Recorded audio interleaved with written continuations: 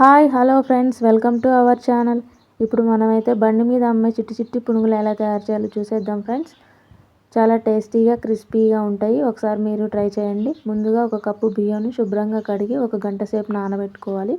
తర్వాత ఒక మిక్సీ జార్లో వేసి మెత్తగా గ్రైండ్ చేసుకొని పక్కన పెట్టుకోవాలి. తర్వాత ఒక 2 బంగాళాదుంపల్ని పీల్ చేసి చిన్న చిన్న ముక్కలుగా కట్ చేసుకొని మిక్సీ జార్లో వేసి మెత్తగా గ్రైండ్ చేసుకొని ఇందులో కలిపేసుకోవాలి.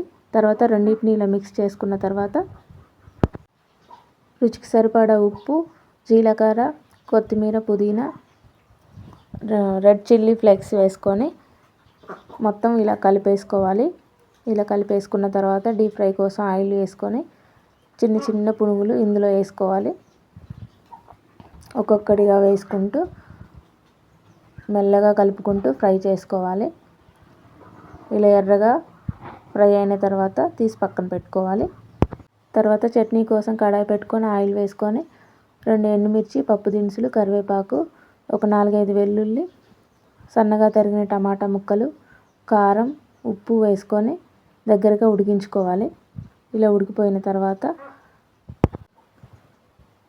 తర్వాత మిక్సీ జార్లో వేసి మెత్తగా గ్రైండ్ చేసుకోవాలి.